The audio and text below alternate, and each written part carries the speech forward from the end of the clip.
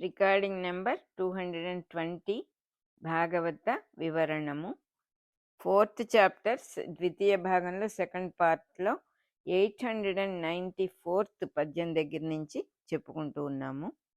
నారద మహర్షి ప్రాచీన బర్హికి ఉపదేశం చేశాడు. ఈశ్వరుడు అంటే ఏమిటి, జీవుడంటే ఏమిటి, అదంతా కూడా వివరంగా ఉపదేశం చేసి ఆయన అంతర్ధానం అయిపోయాడు, మాయమైపోయాడు అన్నమాట, వెళ్ళిపోయాడు. దైవం గురించి చెప్పినవాడు దైవమే అవుతాడు అని చెప్పి మనం చెప్పుకున్నాము. ఆ తర్వాత రాజర్షి అయిన ప్రాచీన బర్హి అన్నారు. రాజర్షి అంటే రాజ ఋషి అన్నమాట.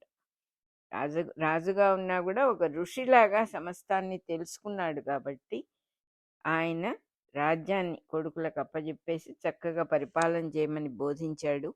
తను తపస్సు చేయటం కోసమని కపిల మహర్షి ఆశ్రమానికి వెళ్ళిపోయాడు. అక్కడ ఎంతో నియమంతో ఏకాగ్రతతో, ఏకాగ్రత అంటే కాంటెంప్లేట్ చేసుకుంటూ మనస్సును అటు ఇటు పోనివ్వకుండా అన్ని రకాల సంగములు విడిచినవాడు. సంగములు అంటే మనస్సు అటు ఇటు పోతుంది, వాళ్ళు ఎట్లా ఉన్నారో వీళ్ళు ఎట్లా ఉన్నారో, నేను ఆ పని సగంలో వదిలేశానే, ఇంటి నుంచి వచ్చేసానే, ఆ పని ఏమైపోయిందో, మా ఆవిడకి ఆరోగ్యం బాగాలేదే, అది ఇప్పుడు ఎట్లా ఉందో, ఇటువంటి ఏ రకమైన ఆలోచనల వైపు మనస్సును వెళ్ళనివ్వకుండా సంగములన్నీ వదిలేసిన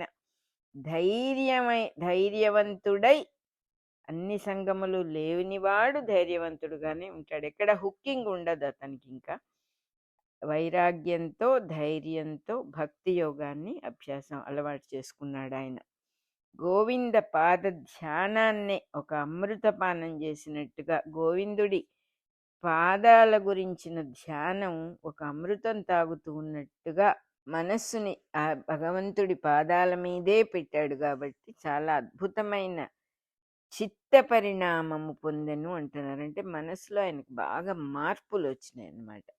బ్రహ్మ, రుద్రుడు, దేవతలు కూడా ఏ ఆనందం కోసం ప్రయత్నిస్తారో, ఏ గొప్ప స్థితి కోసం, అవ్యయమైన ఆనందము అంటే ఖర్చు అయిపోదు. అది మనలాగా మనకైతే ఏ ఆనందమైనా కొన్నాళ్ళు ఉండి తర్వాత అయిపోవటం ఉంటుంది. ఈ ఆనందానికి ఈ వచ్చిన పరిణామం, ఈ మార్పు ఎలాంటి మార్పు వచ్చిందంటే ఆయనకి అవ్యయమైన ఆనందాన్ని పొందాడు. ఇంకా అది పోయేది కాదు, ఎప్పుడు పర్మనెంట్గా ఉండే ఆనంద స్థితిని చేరుకున్నాడు. మైత్రేయుడి కథ అంతా కూడా విదురుడికి వివరంగా చెప్పి ఇట్లా చెప్పాడు. ఇంకా కూడా, నాయన విదుర, అంతర్యామిని గురించి చెప్తూ ఉన్న ఈ కథ జీవులందరినీ కూడా పవిత్రం చేస్తుంది, పవిత్రుల్ని చేస్తుంది, జీవుల మనస్సుని పరిశుద్ధి చేస్తుంది. అన్నిటినీ మించిపోయి సకలమైన బంధ విమోచనాన్ని ప్రసాదిస్తుంది. ఈ కథను శ్రద్ధగా విని అర్థం చేసుకున్న వాళ్ళకి బంధ విమోచనం అయిపోతుంది. పరోక్షమైన ఆత్మజ్ఞానం ప్రత్యక్షమైపోతుంది. పరోక్షంగా ఎక్కడో పుస్తకాల్లో చదువుకున్నాం, ఆత్మ అంటే ఇది, దీన్ని ఆత్మజ్ఞానం అంటారు. అలాంటిది నీకే, చదివిన వాడికే, తెలుసుకున్న వాడికే అనుభవానికి వస్తుంది. దేవర్షుల్లో కూడా శ్రేష్ఠులైన వాళ్ళు గురు శిష్యులుగా పరంపరలుగా ముచ్చటగా ఒకళ్ళకొకళ్ళు చెప్పుకునే కథ ఇది. దీన్ని తన కథగా ఎవడు చదువుకుంటాడో, ఎవడు వింటాడో అట్లాంటి వాడికి ఆ లింగ శరీరం ఇబ్బంది పెట్టదు. అటువంటి వాళ్ళు విదేహులైపోతారు, వాళ్ళకి సంసార బంధం అనేదే ఉండదు, కైవల్యాన్ని పొందుతారు. విదేహులు అంటే దేహ వ్యూహములతో బంధము తెగినవారు, ఎక్కడ కండిషనింగ్ ఉండదు ఇంక వాళ్ళకి. అట్లాంటి వాళ్ళకి అందరికీ కూడా సంప్రదాయంగా వస్తూ ఉన్నటువంటి గురువు జనకుడు. అంటే తండ్రి కుమారుడికి ఈ విద్యని ప్రసాదించాలి అని అర్థం తప్ప ఎక్కడో జనక మహారాజు దగ్గరికి వెళ్ళిపోవాలి అందరూ అని కాదు. జనకుడు అంటే తండ్రినే కదా. మైత్రేయుడు విదేహుల్లో ఒకడు కాబట్టే చిరంజీవి జగద్గురువు కూడా శరీరంగా భాషిస్తూ ఉన్నాడు అని చెప్పి రాశారు ఇక్కడ.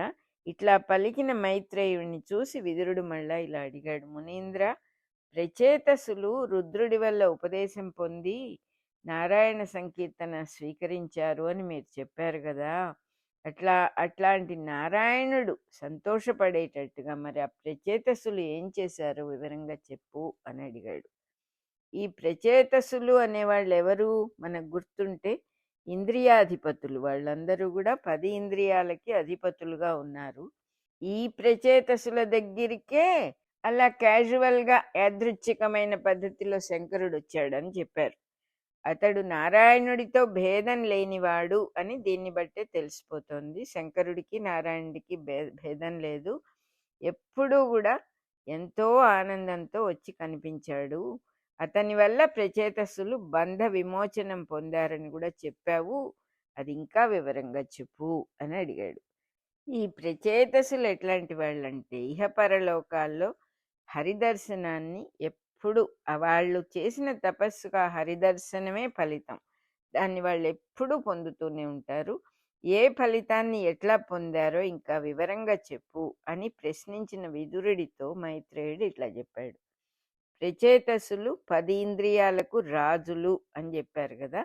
వాళ్ళు నారాయణ ధ్యానంతో ఇహపర సౌఖ్యాలను పొందారు అంటే అర్థం ఏంటంటే, ఇహలోకంలో అంటే ఈ భూలోకంలో మనకు బయట ప్రపంచంలో సుఖాలన్నీ ఎలా వస్తున్నాయి అంటే కళ్ళ ద్వారా, చెవుల ద్వారా, నాలిక ద్వారా, స్పర్శ ద్వారా అనేక రకాలుగా ఈ 5 ఇంద్రియాల ద్వారానే సుఖాలు మనకి వస్తూ ఉన్నాయి. అంతే కాకుండా ఇంకా ఏం చెబుతున్నారంటే, హరిస్మరణతో ఉండే వాళ్ళకి ఇదే ఇంద్రియాలు అంతర్యామిని చూపిస్తాయిట.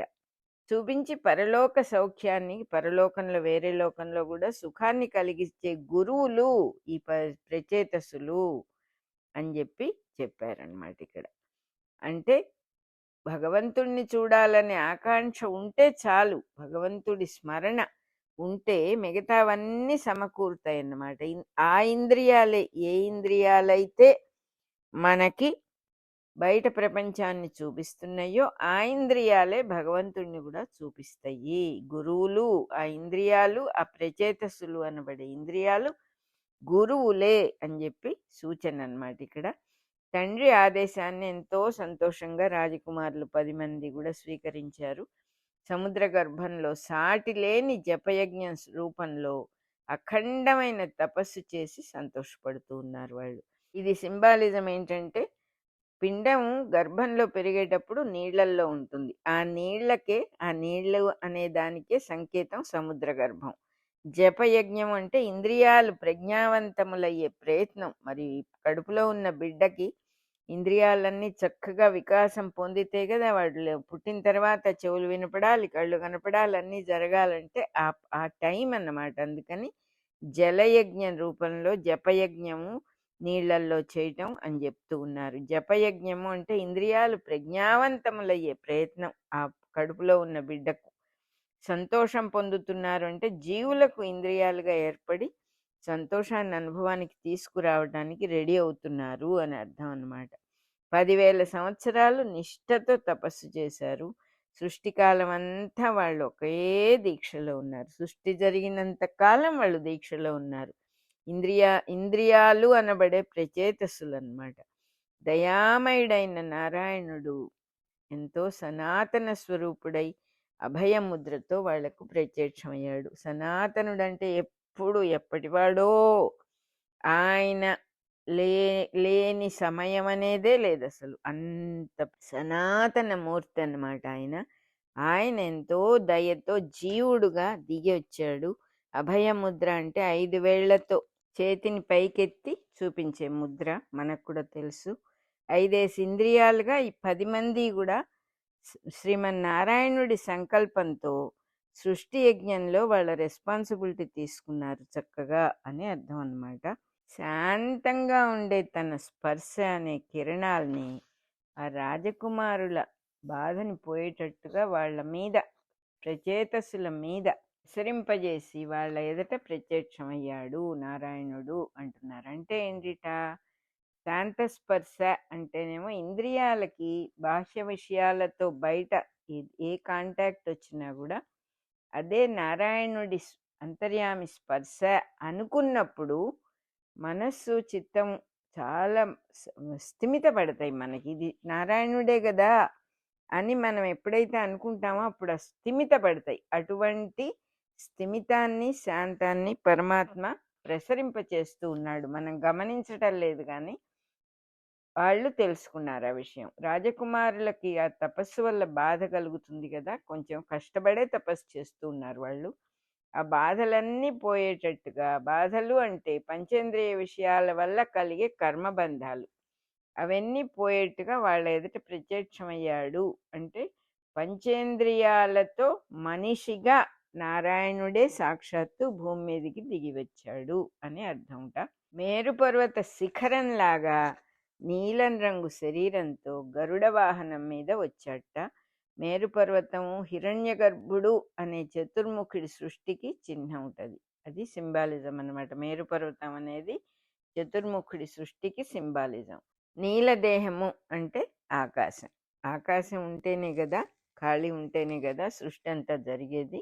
గరుడ వాహనం మీద ఎక్కి వచ్చాడు అంటే ఉచ్ఛ్వాసము నిశ్వాసము అనే వాటి గురించి చెప్పారు. ఉచ్ఛ్వాస నిశ్వాసాల ద్వారానే భగవంతుడు హరి అయి దిగి వస్తాడు, దేహధారిగా దిగి వస్తాడు అంటే అదన్నమాట అర్థం. ఆయనే సాక్షాత్తు ప్రతి జీవిగాను దిగి రావటము అనేది చెప్పారు ఇక్కడ.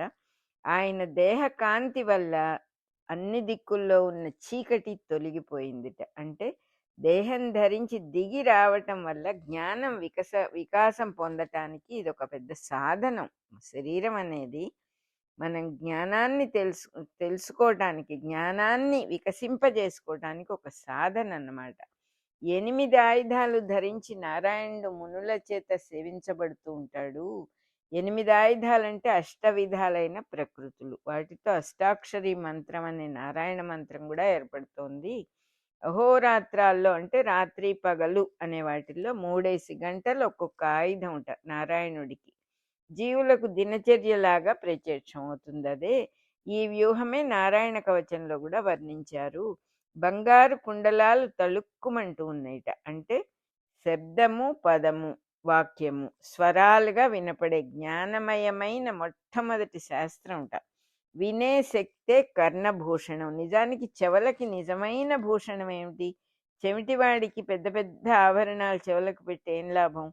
నిజమైన భూషణం చెవులకు వినటము అనేది అద్భుతమైన పురాణాల్లో చెప్పే కవి సమయము అంటారు. అంటే కవులకు అది చక్కని పద్ధతి అన్నమాట. ఇతిహాస పురాణాల్లో కవి సమయం ఏంటంటే వినే శక్తే కర్ణభూషణం, చెవులకు ఆభరణం అని చెప్పటం అన్నమాట. రత్నాలు తాపిన దివ్య కిరీటం ధరించట ఆయన. సౌర కుటుంబాలన్నీ కూడా అంటే సూర్య కుటుంబాలన్నీ కూడా కూర్పు చెంది రెడీ అయినయి అని అర్థం. దివ్య కిరీటము అంటే వక్షస్సున కౌస్తుభం శుభలక్షణంగా మెరిసిందిట. అంటే ఏమిటి? పృథ్వీ తత్వానికి మూలమైన ఉపాధి ఏర్పడింది. ఏది ముఖ్యంగా పృథ్వీ తత్వానికి అవకాశం ఇచ్చేదో అది ఏర్పడింది. దాన్ని రత్నంగా కానీ పుట్టుమచ్చగా కానీ వర్ణిస్తారట. కౌస్తుభము అనే పుట్టుమచ్చ ఉన్నది ఆయనకి అని చెప్తారు కదా, అదే ఇదన్నమాట. పృథ్వీ తత్వమే కౌస్తుభము అనేటటువంటి పుట్టుమచ్చ. అందుకే పుట్టుమచ్చ లోపల భూదేవి నివాసం అని చెప్పి చెప్తారు. భూదేవి అనేది భౌతికం కాబట్టి భౌతికమైన సృష్టి సంకల్పం బయటికి వచ్చింది ఆయనలో నుంచి. బయటికి వెలిగింది, వెలిగెను అని అర్థము అని చెప్పారు. పచ్చటి పట్టుబట్ట తళుకులతో అలంకరించుకొని ఉన్నాడు. అంటే ఏంటిట? సూర్యరశ్మి సృష్టి కోసం ఒక బట్టలాగా అల్లికగా ఏర్పడిందిట. సూర్యకిరణాలు ఎలా వస్తాయి? ఒక బట్టలాగా వస్తాయి. న్యాయంగా ఒక సన్నని పోగులతో అల్లినట్టుగా కిరణాలే ఒక అల్లికగా ఏర్పడటం అనే దాన్ని పచ్చని పట్టుబట్ట అని వర్ణిస్తారట. హారాలు, బాహుపురులు, కంకణాలు, గల్లు గల్లుమనే అందెలు ధరించి ఉన్నాడు. అంటే చేతులు, కాళ్ళు, వక్షస్థలము ఇవన్నీ కూడా గర్భంలో ఏర్పడటానికి ముఖ్యమైనటువంటి మూల రూపము రెడీ అయింది, కల్పించబడింది అని అర్థం. లేనివి కదా అన్ని కొత్తగా రావాలి సృష్టి అంటే. ప్రచేతసులు 10 మంది కూడా జీవుల సృష్టికి ముందర రాబోయే శరీరాల్లో ఇంద్రియాలుగా పనిచేయటం కోసమే పుట్టిన రాజకుమారులు కదా. వాళ్ళు గర్భంలో ఉన్న పిండంలో ఇంద్రియాలుగా పెరగటాన్ని నేర్చుకోవటం కోసమని విరాట్ పురుషుడి గర్భంలో తపస్సు చేశారు. అంటే వేడిమి పొందారు. కాబట్టే నారాయణుడు తన కిరణాల వల్ల వాళ్ళ తాపాన్ని పోగొట్టాడు అని చెప్పారు. ప్రచేతసులు సృష్టికర్తల గణాలుగా పనిచేస్తూ 10,000 దివ్య సంవత్సరాలు లేక సృష్టి కాలం అంతా కూడా వాళ్ళు తపస్సు చేస్తూనే ఉన్నారు. దానికి పోలికగానే ఆ కాలాన్ని 10 నెలలు తల్లి గర్భంలో ఉండటము అనేది చెప్పారు. జీవుడు లేకపోతే వీళ్ళు ఇంద్రియాలుగా దిగి రాలేరు కదా! బ్రహ్మాండ దేవతలుగా మాత్రమే ఉంటారు. అంతర్యామి పురుషుడు విరాట్ పురుషుడుగా దిగి రావటము అనేది ఈ పద్యంలో చేసిన వర్ణన. ఇందులో చేసిన దేహ వర్ణనంతా జీవుడికి ఏర్పడే పరిపూర్ణమైన మనిషి శరీరమే, ఇక్కడ వేరే ఇంకేమీ లేదు. 8 బాహువులు 8 ఆయుధాలుగా వర్ణించబడిన ప్రకృతులకు భూమి, జలము, అగ్ని, వాయువు, ఆకాశము, మనస్సు, బుద్ధి, అహంకారము అన్నమాట. దేవుడు జీవుడుగా దిగి రావటమే అవతార కథలో ఉన్న రహస్యం. అందులో మత్స్య కూర్మం మొదలైన అవతారాలు ఉన్నా కూడా నరదేహం మనిషి శరీరమే పరిపూర్ణమైనటువంటి సృష్టి భావం అన్నమాట. కృష్ణుడు అష్టమ గర్భంలో దిగి వచ్చిన కథ కూడా 8 ప్రకృతులతో అవతరించాడు అనే కథే. గరుడ వాహనమేమో శ్వాస రూపమే ప్రణవంగా అంటే ఓంకారంగా దిగి రావటానికి చిహ్నం. ఆభరణాలన్నీ పనులు చేయటం కోసం, కార్యాచరణ కోసం సమర్థవంతంగా ఉండే దేహ భాగాల ప్రవృత్తులే ఆయన ఆభరణాలు తప్ప ఇవన్నీ పెట్టుకొని దిగలేదు. ఆయన ఒక మనిషిలాగా మనోహరంగా మనస్సును హరించేటట్టుగా 8 బాహువుల మధ్యలో వక్షస్థలంలో లక్ష్మీదేవి మెరిసిపోతూ ఉన్నది.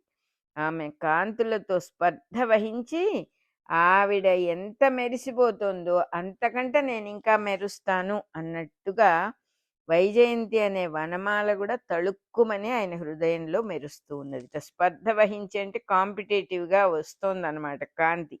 లక్ష్మీదేవి కాంతి కంటే ఎక్కువ కాంతి కావాలన్నట్టు వైజయంతి అనే వనమాల కూడా తళుక్కుమని మెరుస్తోందిట. చుట్టూ ఉన్న దేవతలు, గరుడులు, యక్షులు, కిన్నెరులు సాటిలేని అద్భుతమైన పాటలతో స్తుతిస్తూ ఆయన కీర్తిని దిక్కులంతా ప్రసరించేట్టుగా చేస్తూ ఉంటే పురాణ పురుషుడు వచ్చి ప్రచేతసుల మధ్యలో నిలబడ్డాట. నిలబడి ఇలా చెప్తూ ఉన్నాడు. తపస్సు చేసే వాళ్ళల్లో ఉత్తములైన ఓ ప్రచేతసులారా, మీరు నిజంగా ఒకళ్ళతో ఒకళ్ళు భేదం లేని ప్రవర్తనతో ఒక్కటిగా ఉన్నారు. మీరు అటువంటి ప్రవర్తనతో ఇట్లా సమాన దర్శనానికి నేను నిజంగా వేడుకపడుతూ ఉన్నాను. అంటే 10 మంది ఇంద్రియాలు ఉన్నా కూడా 10 ఇంద్రియాలు ఉన్నా కూడా ఒకడికే ఉంటున్నాయి. 10 ఇంద్రియాలు ఒకటిగానే ఉంటున్నాయి. ఇంద్రియాలలో పరస్పర సంఘర్షణ లేదు. కాబట్టి మీరందరూ ఒకటిగా చాలా బాగున్నారు. నేను వేడుక పడుతున్నాను మిమ్మల్ని చూసి. ముద్దుగా ఉంది మీరు ఉన్న పద్ధతి. 10 మంది ఇంద్రియమూర్తులుగా ఉన్నా కూడా మీరంతా ఒకడుగానే జీవించటం నాకు చాలా బాగుంది. మిమ్మల్ని ఆశీర్వదించటానికే నేను జీవుడుగా దిగి వచ్చాను అని చెప్పాట పురాణ పురుషుడు.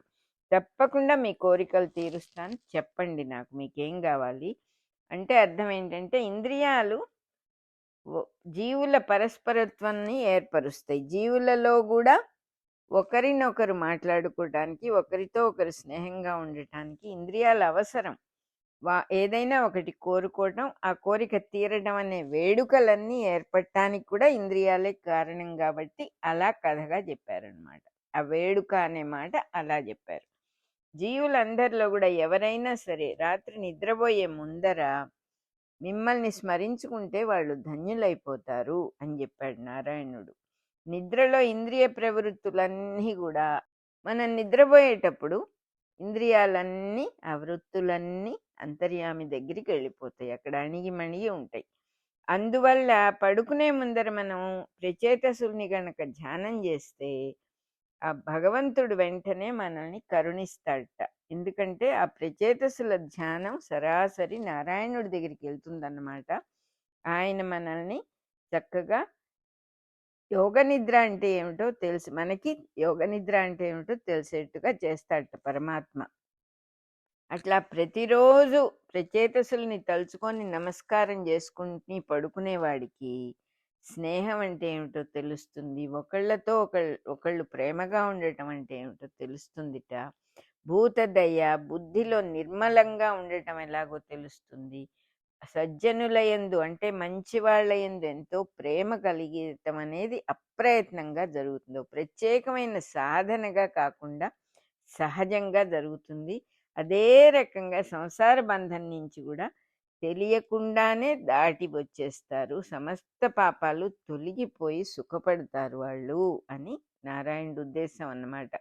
ఇంద్రియాలన్నీ వేరే వేరే దృష్టితో బయట ప్రపంచంలో రకరకాలుగా విభజన జరిపిస్తూ ఉంటాయి. అట్లాంటి ఇంద్రియాలతో నడిపిస్తే నరులకి భిన్న దృష్టి ఏర్పడుతుంది. భిన్న దృష్టి అంటే అంతా వేరువేరుగా కనపడుతుంది. వాడు నేను వేరు గదా అని అన్నదమ్ములు, తల్లిదండ్రులు, సజ్జనులు, పెద్దలు, చిన్నలు అనే దృష్టే ఉండదు అసలు. తనకు కావలసినదే ముఖ్యమైపోతుంది. దాన్ని తీసేసుకోవటం, అవతల ఎవరున్నా పట్టించుకోకపోవటం అనేది వస్తుంది. కాబట్టి ఇంద్రియ జయము అనేది నారాయణుని మీద అనన్య భక్తి ఉన్న వాళ్లకు మటుకే కలుగుతుంది. ఇంద్రియాలు కూడా నారాయణుడి యొక్క స్వరూపాలే కదా అనే భావం వాళ్లకు రావటం అనేది అద్భుతమైనటువంటి విషయం. నారాయణుడి మీద దృష్టి ఉన్న వాళ్లకు మటుకే ఇతరులలో దైవాన్ని చూసే పద్ధతి అలవాటవుతుంది. కాబట్టి చక్కని జీవితం జీవించగలుగుతారు. ఇతరులలో దైవాన్ని సాక్షాత్కరింపజేసుకుంటారుట. అట్లాంటి సామర్థ్యాన్ని తన దయ వల్ల ఇంద్రియాధిపతులు అవబోతూ ఉన్న ప్రచేతసులకు నారాయణుడు లోకానికి మేలు చేయటం కోసమే ప్రసాదించాడు. అందుకే నిద్రపోయే ముందర వాళ్ళని తలుచుకుంటే భక్తిభావంతో పైన చెప్పిన సుఖాలన్నీ జీవులు పొందుతారు, మానవులు పొందుతారు అని చెప్పారనమాట. ఇంద్రియ వృత్తులతో ఉన్న మనస్సు నిద్రపోతే ఇంద్రియాల యందే మేలుకుంటుంది న్యాచురల్గా. ఇంద్రియాలకు ఎవరైతే అధిపతులో హెడ్ ఆఫ్ ది డిపార్ట్మెంటో అటువంటి ప్రచేతసుల్ని స్మరించి నిద్రపోతే ఇంద్రియాల మీద మనకు కూడా స్వామిత్వం అంటే హెడ్ ఆఫ్ ది డిపార్ట్మెంట్తో సమానమైన చిత్త నిరోధం మనకు కూడా కలుగుతుంది. వాటిని కొంచెం కంట్రోల్ చేసుకోగలుగుతాం అవసరమైనప్పుడు అని అన్నమాట. ఇంకా చెప్తూ ఉన్నాడు నారాయణుడు, మీకు రుద్రుడు ఉపదేశించిన రుద్రగీత అనే స్తోత్రం ఎవరైతే ఎప్పుడు అధ్యయనం చేస్తారో వాడికి కూడా, అటువంటి మనిషికి కూడా, అటువంటి నరుడికి కూడా అన్ని కోరికలు తీరుతాయి. వాళ్ళ కోరికలన్నీ కూడా తీరుతాయి, చక్కగా అన్ని కోరికలు నెరవేరుతాయి. మీరు సంతోషంతో తండ్రి ఆజ్ఞను స్వీకరించారు కాబట్టి మీ కీర్తి కూడా లోకాలంతటా వ్యాపిస్తుంది. పంచేంద్రియాలు తండ్రి నుంచి కొడుకునకి ప్రసాదించబడతాయి కాబట్టి ఇంకా తండ్రి మాటను కొడుకు పాటిస్తే ధర్మ మార్గం కూడా ఏర్పడుతుంది. నరుడు లోకంలో ఎంతో కీర్తిని పొందుతాడు అని చెప్తూ ఉన్నారు. మీకు పరబ్రహ్మంతో సమానమైన గుణాలున్న పుత్రుడు పుడతాడు. మీకు పరబ్రహ్మానికి ఏ గుణాలు ఉండవు. అతని నుంచి పుట్టినవాడు సృష్టి కోసం గుణాలని పొందినవాడైన చతుర్ముఖ బ్రహ్మ అన్నమాట. అతనితో సమానమైన పుత్రుడుకు బ్రహ్మ విద్యను అందించటానికి పుడతాడు అని అర్థం. ఇక్కడ 10 మందికి ఒకే పుత్రుడు అని వరం ఇచ్చాడు. అతడే మనస్సు. పిండాకారమైన జీవిలో మెలుగుతూ ఉన్న చతుర్ముఖ బ్రహ్మయే జీవి మనస్సుగా సాక్షాత్కరిస్తాడట.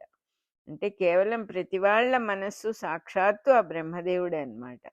పుట్టుకతో నిర్మలం, త్రిగుణాత్మకం, ఇంద్రియాల వల్ల వ్యక్తమయ్యే అస్తిత్వం కలదిగా ఉంటుంది ఆ మనస్సు.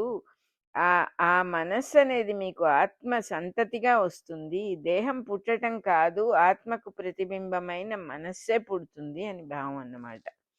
పూర్వం కండు అనే మహాముని తపస్సు చేస్తుంటే ఆయన తపస్సు భగ్నం చేయాలని చెప్పి ఇంద్రుడు బ్రహ్మలోచ అనే అప్సరసను పంపాడు. అతని వల్ల ఆవిడ గర్భం ధరించి ఒక ఆడపిల్లని కని చెట్లలో వదిలేసి వెళ్ళిపోయింది. ఆ పిల్ల ఆకలితో బాధపడుతూ పెద్దగా ఏడుస్తుంటే సోముడు అనే రాజు చూశాడట. చూసి తన చూపుడు వేలు ఆ పిల్ల నోట్లో పెట్టాడట. చూపుడు వేల్లో నుంచి ఆయనకి అమృతం వర్షిస్తూ ఉంటుందిట. ఇది కూడా సింబాలిజం అయి ఉండాలి, చెప్తారు మళ్ళీ మనకి. ఆ అమృతాన్ని తాగుతూ ఆ పిల్ల పెరిగి పెద్దదైంది. మారిష అని పేరుట ఆ పిల్లకి. మీరు 10 మంది కూడా ప్రాచీన బర్హి అనుజ్ఞతో మారిష అనే కన్యను పెళ్లి చేసుకోండి అని చెప్పాడు పురాణ పురుషుడు. అభేద ధర్మం ఉన్న మీ 10 మందికి ఆవిడ అభేద ధర్మశీలంతోనే భార్య అవుతుంది. మిమ్మల్ని మీలో తేడా చూడదు ఆవిడ కూడా. ఆవిడతో చక్కగా గడుపుతూ సాటిలేని తేజస్సుతో మీరందరూ కూడా 1000 దివ్య సంవత్సరాలు అద్భుతమైన భోగాలను అనుభవిస్తారు. నా అనుగ్రహాన్ని పొందుతారు. నా మీద ఉన్న భక్తి వల్ల నిర్మలమైన మనస్సులు గలవారై మీరందరూ కూడా ఈ భోగాలు నరకాలు అని తెలుసుకొని వైరాగ్యం పొంది నన్ను పొందుతారు. మీరు వైరాగ్యం వల్ల నన్ను పొందుతారు అని చెప్పాడు పురాణ పురుషుడు. కండు అంటే దురద అని అర్థంట. ప్రంలోచ అంటే స్పర్శ అనే భావం అన్నమాట.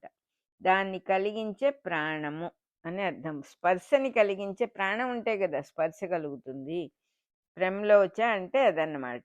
ఈ ఇద్దరు కూడా దురద స్పర్శ రెండు కూడా బాహ్య ప్రపంచంలో స్పర్శ జ్ఞానాన్ని సృష్టికి సాధించి పెట్టిన ఆది దంపతులలో ఒక జంట అంటున్నారు.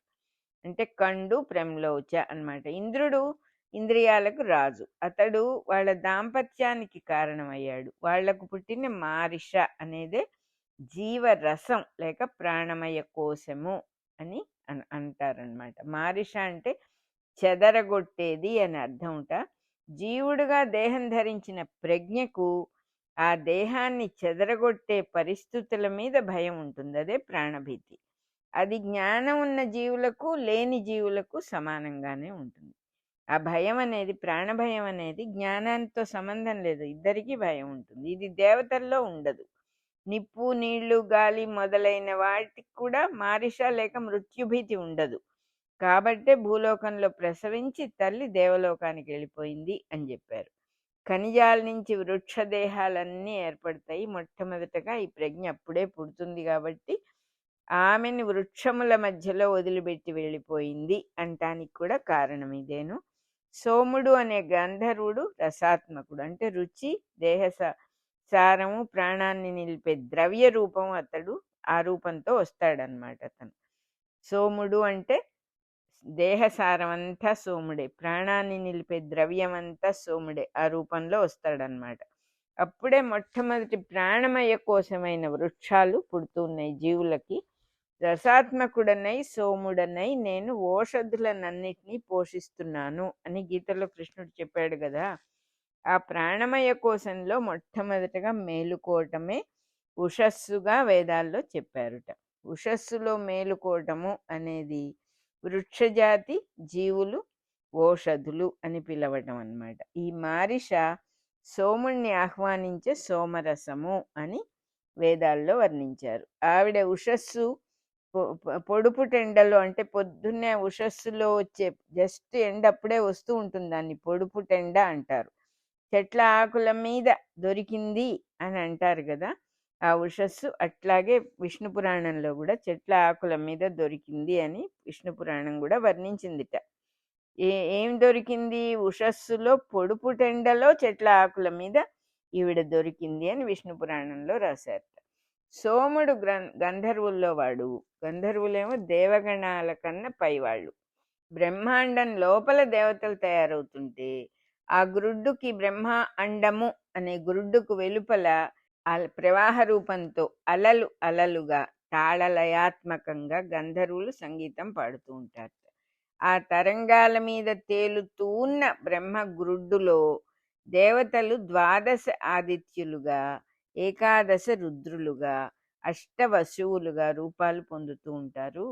కోడిగ్రుడ్డు సొన నుంచి కోడిపిల్ల శరీర భాగాలన్నీ ఏర్పడ్డట్టుగా ఉంటుందన్నమాట. అది ఆదిత్యులు వెలుగులైన ప్రజ్ఞలుగా, రుద్రులు స్పందనాత్మకులుగా, వసువులు ఆకారాలు పేర్లు ఉన్నటువంటి ప్రజ్ఞలు ఉన్నటువంటి జగత్తులో అధిపతులుగా పుడతారుట. ఈ అండము తేలుతూ ఉన్న ప్రవాహం గంధర్వులు తరంగాలుగా కాలాన్ని దేశాన్ని విభజిస్తూ ఛందస్సులతో తాళలయాత్మక స్వరూపులుగా గానం చేస్తూ ఉంటారు. ఈ గంధర్వులలో సోముడు జీవరసానికి, విశ్వావసువు జీవుల దాంపత్యాన్ని కావాలని వాళ్ళు కోరుకోవటానికి అధిపతులై ఆయా వయస్సుల్లో ఏ వయస్సుల్లో ఎలాంటి మార్పులు రావాలో అలా జీవుల లోపల అంతర్యాములుగా ఉండి పనిచేస్తూ ఉంటారు.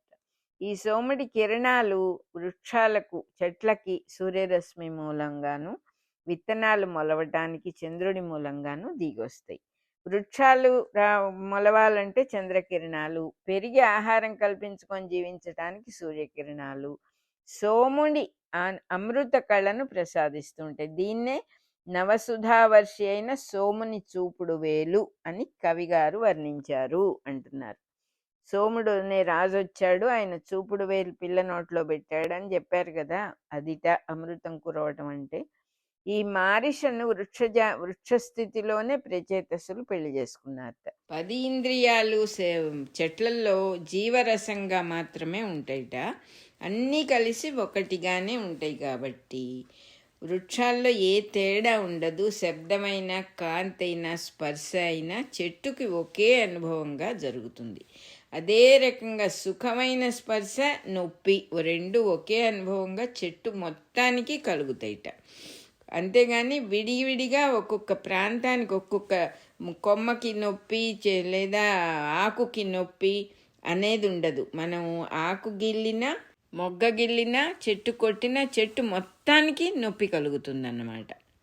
అంతా ఒకటిగా ఉంటుంది కాబట్టే చెట్టు కొట్టేసినా మళ్ళీ చిగురు వస్తుంది. అదే రకంగా ఆకులు కోసినా మళ్ళీ ఆకులు వస్తాయి, గడ్డి కోస్తే మళ్ళీ గడ్డి పెరుగుతుంది. కానీ మనుషుల్లో ఇంద్రియాలు విడివిడిగా ఉంటాయి కాబట్టి ఏదైనా దేహ భాగాలు పోతే మళ్ళీ అక్కడ మొలవటం అనేది ఉండదు.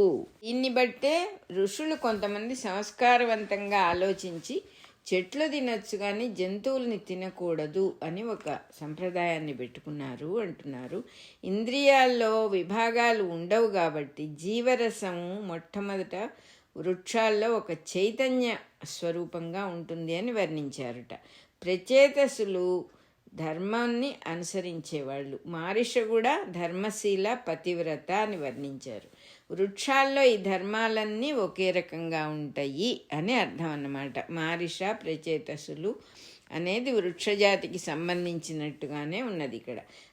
ఆ తర్వాత ప్రచేతసులు 10,000 దివ్య సంవత్సరాలు అడ్డు ఆపు లేని తేజస్సుతో అనేక రకాల దివ్య సుఖాలు అనుభవించారుట. అంటే వృక్షాల నుంచి జంతువులు, నరులు పరిణామం చెందటంలో ప్రచేతసులు ఇంద్రియ ప్రవృత్తుల్ని వేరువేరుగా సాధించి పెట్టారు. భౌతిక శరీరాల్లో భౌతిక సుఖాలు, తపస్సు మొదలైన దివ్య దేహాల్లో దివ్య సుఖాలు ప్రచేతసుల వల్లనే జీవులకు కలుగుతూ ఉన్నాయి. అందులో భౌతిక సుఖాలు సంసారబద్ధులకి, దివ్య సుఖాలేమో చిత్తవృత్తిని నిరోధించుకొని తపస్సు చేసిన వాళ్ళకి ప్రచేతసుల ద్వారానే అందించబడుతున్నాయిట. మనుషులలో మొట్టమొదటగా భౌతికమైన సుఖాల అనుభవము, ఆ పైన వయస్సుని బట్టి వైరాగ్యం కలగటం, అవి కూడా ఇంద్రియాల ద్వారానే జరుగుతూ ఉన్నది అంటున్నారు. కాబట్టి కొంతకాలం సుఖం అనుభవించిన ఆ తర్వాత అది మంచిది కాదు అని తెలుసుకొని నా స్థితిని పొందుతారు అని విష్ణువు వాళ్ళకి వరమిచ్చాట. రాజకుమారులారా, మీ అనుగ్రహం గనక ఉంటే మనుషులందరూ కూడా గృహస్థులుగా ఉన్నా కూడా నాకు సమర్పించి పనులు చేస్తారు వాళ్ళు. అప్పుడు ఎంతో సుందరమైన నా రూపాలని, మనోహరమైన నా కథలను, సన్నివేశాలని మీ వల్లనే వినటం, చూడటం అనేటటువంటిది జరుగుతుంది మనుషులకి. నా కథలు వినటము, చూడటము అనేటటువంటి సన్నివేశాలే మళ్ళీ మళ్ళీ వాళ్ళు మాట్లాడుకుంటూ వింటూ ఉంటారు కాబట్టి వాళ్ళకి సద్గుణాలు, మంచి మంచి గుణాలన్నీ కలుగుతాయి. అటువంటి మహానుభావులైన వాళ్ళకి చక్కని సద్గుణాల వల్ల వాళ్ళ గృహాలు ఎప్పుడు కూడా బంధించవు వాళ్ళని. వాళ్ళ ఇళ్ళు వాకిళ్ళు కానీ వాళ్ళ సంబంధ బాంధవ్యాలు కానీ వాళ్లకు బంధనం కలగజేయవు. గృహాలు బంధించవు అంటే గృహములు అంటే శరీరాలు అని అర్థం అన్నమాట. ఇక్కడ సాటి లేని నిష్టతో కొంతమంది వేదాలు చదువుతారు, యోగాభ్యాసం చేసేవాళ్ళు కూడా మహానుభావులైన వాళ్ళు ఈ సృష్టిలోనే నేను అంతర్యామిగా నన్ను వాళ్ళు కీర్తిస్తూ ఉన్నారు. వాళ్ళ సృష్టి కథలన్నింటినీ కొత్తగా నా కథలుగా చెప్పుకుంటూ ఉన్నంత కాలం నేను వాళ్ళల్లో శాశ్వతంగా ఉంటాను. వాళ్ళు చెప్పుకున్నంత కాలం ఆయన శాశ్వతుడిగా ఉంటాడట వాళ్ళల్లో అని చెప్తూ ఉన్నాడు పరమాత్మ. అట్లాంటప్పుడు ఎప్పుడూ గుర్తుంచుకునే వాళ్ళకి భార్య పిల్లలు, భర్త పిల్లలు ఎలా బంధనం అవుతుంది. విషయం తెలుసుకునే వాళ్ళు చేస్తూ అంతా సర్వనారాయణమయం అని తెలిసిపోతుంది కదా వాళ్ళకప్పుడు అంటున్నారు. నేను ఆనంద స్వరూపుణ్ణి. నన్ను పొందిన జీవులు శోకం కానీ మోహం కానీ లేకుండా ఉంటారు. నేను ముగ్గురు పురుషులకు అధీశ్వరుడను. అంటే బ్రహ్మగా సృష్టిలో నుంచి బ్రహ్మముగా అంతర్యామిగా ఉన్నాను. త్రిపురుషులు అంటే త్రిమూర్తులని. జీవుల్లో క్షరపురుషుడు, అక్షర పురుషుడు, పురుషోత్తముడు అనే వ్యూహాలుగా ఉన్నవాడనమాట. ఇట్లా చెప్తూ ఉన్న జనార్దనుడు మనుషుల పురుషార్థాలకు నిజమైన ఆధారము అని తెలుసుకొని ఆ దర్శనం వల్ల ప్రచేతసులు రజోగుణాన్ని తమోగుణాన్ని లేకుండా చేసుకోగలిగారుట. ధర్మం ఆచరిస్తూ నారాయణ స్వరూపమే ఆ ధర్మం అని తెలిసి ఆచరించాలి. ధర్మం చేసినా కూడా, డబ్బు ఆర్జించినా కూడా, ఏ పని చేసినా కూడా ఇది నారాయణుడే కదా, నారాయణ స్వరూపమే కదా. శరీరాన్ని పోషించడానికి ఇంద్రియ సుఖాలని కూడా అంతర్యామిగానే గుర్తించి అనుభవించాలి. ధ్యానం చేస్తాడు, లోపల ఇంద్రియాలన్నింటినీ భగవత్ స్వరూపం అని అనుకుంటాడు. కానీ కళ్ళు తెరిచిన తర్వాత బయట అంతర్యామిని చూడటం ప్రాక్టీస్ చేయకపోతే మళ్ళీ మనిషి బంధనంలో పడిపోతాడు. వేరువేరుగా అన్నీ కనపడతాయి. బంధువులు కనపడతారు, మిత్రులు, శత్రువులు అందరూ కనపడతారు. లోపల మటుకు కళ్ళు మూసుకున్నప్పుడు మటుకు ధ్యానం చేసి కళ్ళు తెరిచిన తర్వాత అంతర్యామి స్వరూపమే కదా ఎదురుగా ఉన్నది, ఎవరున్నా కూడా అనే భావం లేకపోతే మళ్ళీ బంధం తప్పదు, కర్మబంధంలో పడిపోతాడు అని చెప్తూ ఉన్నారన్నమాట. ఇక్కడ ప్రచేతసులు అప్పుడే రజస్తమ గుణాలని పోగొడతారు మనలో కూడా. ఈ పవిత్ర యజ్ఞం కోసమే వాళ్ళు ఇంద్రియాలుగా పనిచేయాల్సి వచ్చింది. భాగవతుడికి ఇంద్రియాలను మనస్సు జీవులను ఉద్ధరించటానికే కానీ బంధించటానికి కాదు. ప్రచేతసులు 2 చేతులు జోడించి ఎంతో భక్తితో పరమాత్మతో ఇట్లా అన్నారుట, స్వామి నువ్వు అందరికీ నువ్వే శరణ్యము, నిన్ను గురించి ఇటువంటి వాడవు అని మేము అనుకోవటం మా వెర్రి. ఈ సమస్తము కూడా నీది అనబడే లక్ష్మీదేవే కదా, నువ్వు లక్ష్మీదేవికి భర్తవి కాబట్టే ఈ సమస్తంలోనూ కూడా దేని చేతను నువ్వు జయించబడవు. నీ గుణాలతో ఎవ్వడు నిన్ను పట్టుకోలేడు. గుణాలకు పట్టుబడకుండా అధిపతిగా ప్రకాశిస్తున్నావు నువ్వు కాబట్టే సద్గుణాలన్నీ నీ సంపద. నీ ప్రవర్తనలో ఎవ్వరూ లోపాలెన్నలేరు. లోపాలు ఎప్పుడు ఎన్నేవాడిలోనే పుడుతూ ఉంటాయి కదా, నిన్ను స్మరిస్తే లోపాలు ఎక్కడుంటాయి. కాబట్టి నువ్వు పవిత్రుడివి, నీలో పొరపాటు అనేది ఉండదు. నీ వల్ల నీ నుండి వచ్చిన జీవి పొరపాటు పడవచ్చు కానీ నీలో పొరపాటు ఉండదు. నీవు సాక్షాత్తు పరమేశ్వరుడివే. సంసార బంధాన్ని విమోచన చేస్తున్నావు, మమ్మల్ని బయటపడేస్తున్నావు. ఇంద్రియాల్లో దేన్ని చూసినా కూడా భవబంధం కలుగుతుంది, దానిలో నిన్ను చూసినప్పుడు ఏ బంధము ఉండదు అని నమస్కారం పెట్టారు వాళ్ళు. ఇంకా కూడా వాళ్ళు స్వామికి నమస్కరించుకుంటూ అనేక విన్నపాలు చేస్తూ ఉన్నారు. మన రికార్డింగ్ నెంబర్ 220 ఇక్కడ అయిపోయింది. 4th చాప్టర్ 2nd పార్ట్లో 894th పద్యం దగ్గర నుంచి 917th పద్యం వరకు చెప్పుకున్నాము. మళ్ళీ చెప్పుకుందాం.